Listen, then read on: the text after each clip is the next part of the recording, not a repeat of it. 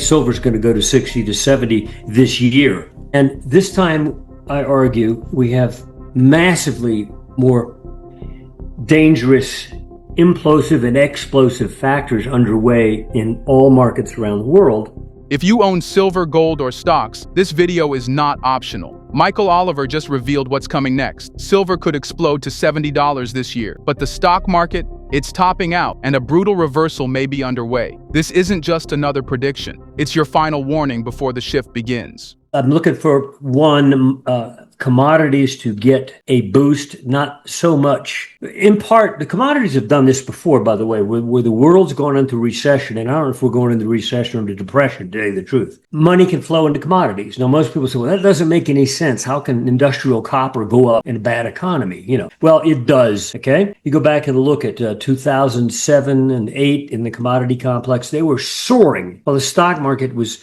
doing nothing, And then look at the late 1970s is a good example.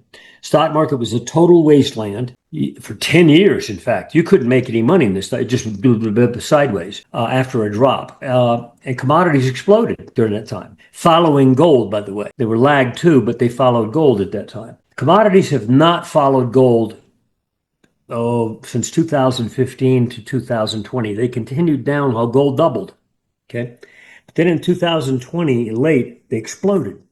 Commodities came up off their low. When I say explode, I mean off of historically cheap lows. They didn't really get the high levels. Like the Bloomberg Commodity Index got up to 140. Well, heck, if you look back to 2008, it was 237. So it was like halfway back to the highs. And then it pulled back after 2022 high in commodities.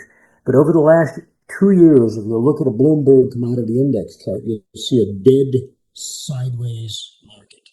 Not going down, not going up, comatose, but way above the low that it made in 2020. It's basing. And we're literally a couple points away right now on the Bloomberg for MSA to put out a massive buy signal. We're watching some of the components, like copper's already behaving great. Platinum's suddenly woken up.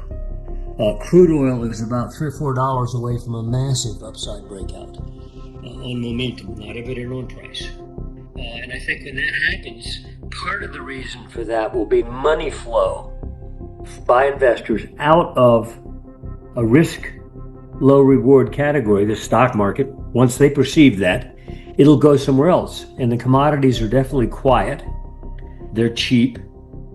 Therefore, less risk, more likely reward. And I think some of that money is going to flow there. It's already obviously flowing into gold. So anyway, those moves by gold to the upside and an upturn in commodities, I think will be the acceleration in gold that I think we've now entered. And an upturn in commodities will likely be pretty much in sync with the stock market topping out for a final time. Since that surge in gold, the miners, and silver that occurred in 2020, where we peaked in the summer of 2020, and that big surge, the miners and silver did better than gold in that surge. But since then, between 2020 and recent lows, the miners and silver, while they've gone up in price nicely, they've gone up a lot less than gold. So they've underperformed gold. Okay. Not like they're a bad place to be. It's just that they haven't matched the mama market. The technical evidence now is that when we monitor it, those spread relationships between silver and the gold and silver miners versus gold is shifting, favoring them as opposed to gold. So if you'll look at just a simple price chart, which we look at secondarily, but in April, gold was where it is now.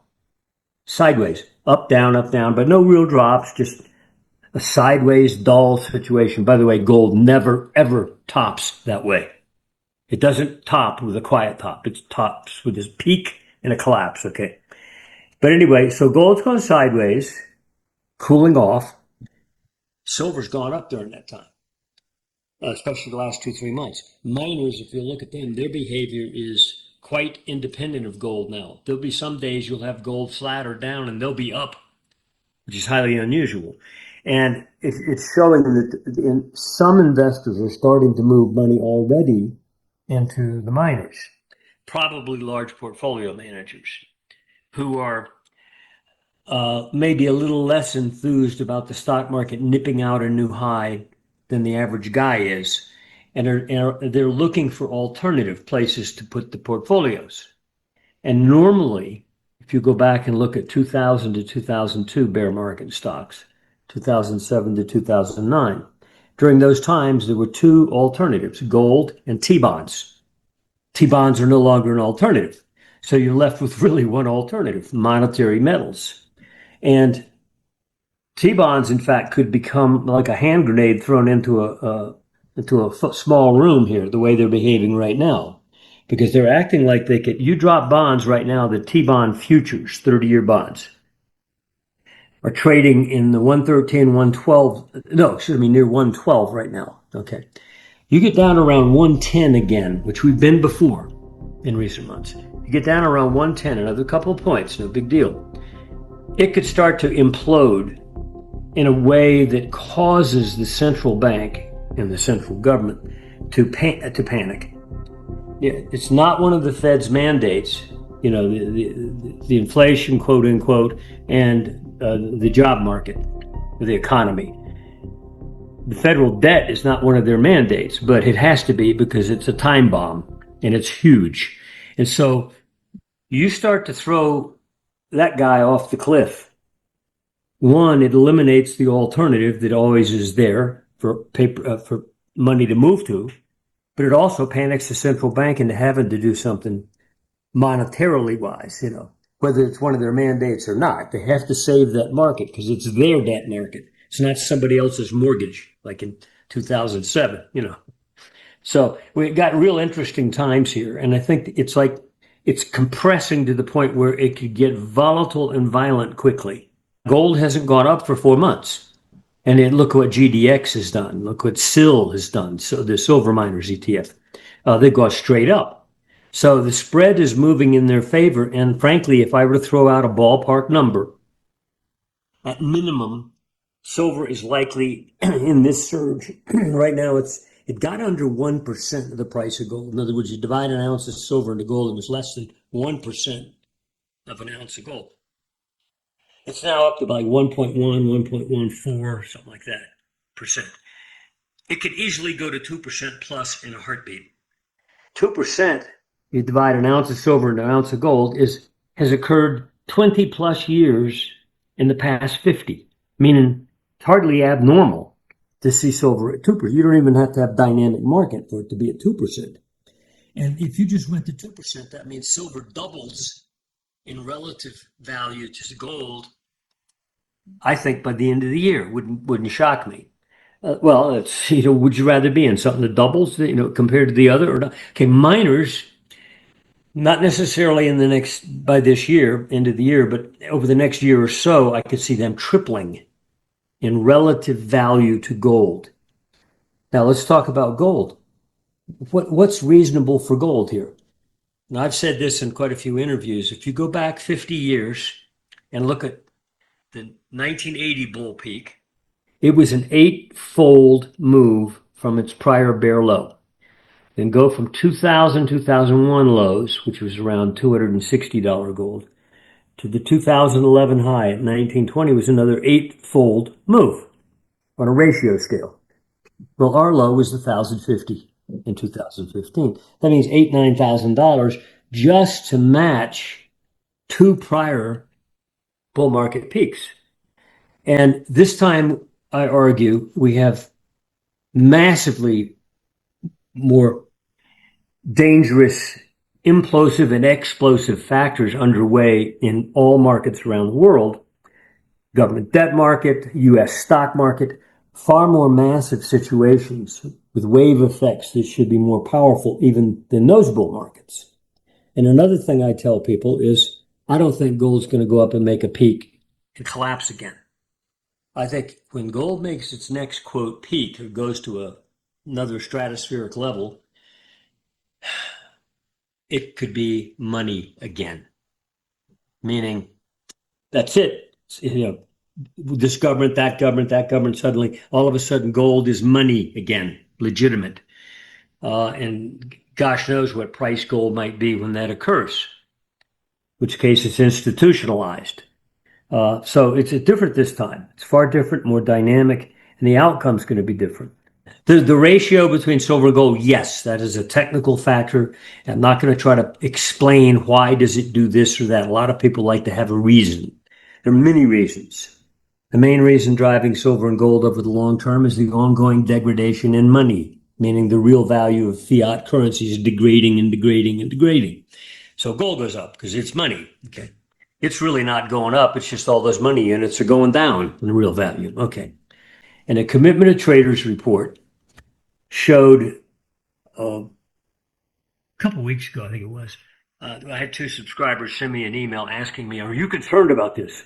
And it showed that commercial side of the market was more heavily short than it's been in a long time. I didn't pay a lot of attention to, compared to when and when. And I said, I don't care about that.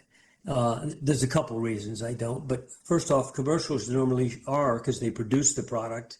Therefore, if they're short, they also may own the bullion coming out of their mines.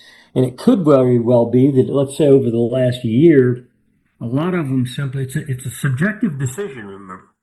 The miner doesn't have to hedge, or he can hedge to whatever degree he wishes. It's a corporate decision. A lot of these miners may have simply said, hey, man, silver's going up, and I kind of want to let it go because I want to make some money. I don't want to lock in a low price, when I may make a lot more by letting it run and not hedge it. So maybe they rode the last year up only 50% hedge, let's say, because they sort of collectively thought, hey, I'm going to make some money, and they did. Okay. But then silver got up to 37 or so, a few weeks ago. Now it's 38, 39. And it paused for a while. Maybe they decided then, let's hedge here. And so suddenly you had a shift from less hedged to more hedged, and that caused that number to jump. And another opinion of mine is, and I learned this a long time ago when I got in business, 1975, I got hired by E.F. Hutton, commodity division in New York, the headquarters. And chairman of the COMEX was also the head of Hutton's commodity department. And I apprenticed under him. I didn't know anything about technical analysis. And back then, I was sitting at the metals desk at Hutton, which was primarily a trading desk for copper miners that would hedge through Hutton. Okay. And a copper miner came in, a corporate CEO of a company that underwent almost bankruptcy in the prior year, I think it was, where he had decided, the head of the company, had decided not only to hedge, but to go short. So to have more than a short hedge position in copper because he thought it was just too high priced and ridiculous and so forth, thought he could make some money.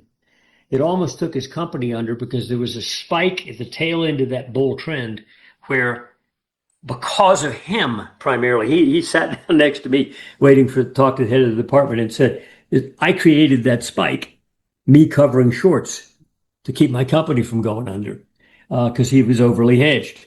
And and which I remembered. And so when these people sent me that COT report information a week ago, I recalled that meeting with that guy, and realized, sometimes people in the industry aren't necessarily smarter than the average guy.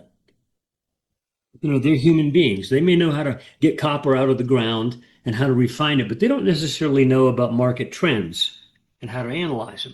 And so the fact that they might be more heavily short doesn't prove anything to me about what's going to happen to the market. They're not always right. Okay. Anyway, enough said. I personally own only monetary metals, nothing else. Like, I'm bearish on the stock market, but I don't care if it goes down big or not. I'm not going to short it because its decline in percent terms is not going to compare to what silver's likely to do. I think silver's going to go to 60 to 70 this year. Okay. Meaning double basically from here. And beyond that, it may go to a couple $100 and beyond that. But I'm focused on the rest of this year, and it looks to me like the dynamic places will be miners and silver. But if I were a broader portfolio manager, I would be looking at stocks within the stock market that really don't correlate to the trends of the stock market. such as commodity stocks, grain related, agricultural related, uranium related, base metal miners, copper miners, and energy. I would watch crude oil very closely because it has suddenly become, over the last, let's say, handful of months, the weaker among the commodities. Remember, it had a plunge back in April where you had a floor for 2 years on oil at $65, West Texas Intermediate. And you blew through that floor to the downside and went to like 55 in a panic. And we argued in our reports, that's a bear trap. Don't believe it's going to sustain. It's going to flip back up. Well, sure enough, it did. And right now we're trading back above the 65 level, like back above that broken floor, like, it shouldn't have happened. Okay. But you get up to 70 and close any month out in this quarter, it's $70 or higher. And like I said, that's $4 or $5 above we are right now. It's breaking out on long-term momentum. I mean, look at a price chart, getting back to 70 doesn't really break out over anything. But for momentum, it does, and momentum usually leads price, and it says, you're breaking out, boy. And I think at that point, oil could really start to surge again. And of course, what would that do?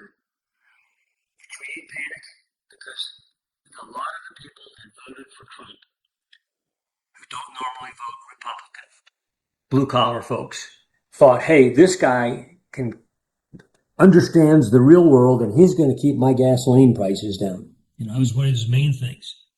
Well, right now it looks like he's succeeded, right? Well, I'm telling you, the technicals argue that it could blow up big in a way that suddenly your gasoline prices go up by 30% quickly, like in a period of several months, once oil gets over that 70 level. And that will do a couple things. One, it'll hurt the average guy in the street because when he pumps that gas, he's watching that thing click, click, click, And that brings home to him the assumption that, wait, I thought this wasn't going to happen. Which creates what? Uncertainty, okay? What he thought was certain wasn't right. And it's also going to, upend one of Trump's promises beyond his control. This was going to happen anyway. If that didn't shake you, you weren't paying attention. Michael Oliver's signals aren't just noise. They're warnings most will ignore until it's too late. So if you value your wealth and your future, don't just watch, act. Hit that subscribe button, smash the like, and share this with someone who needs a wake-up call. Because next time, it might already be too late.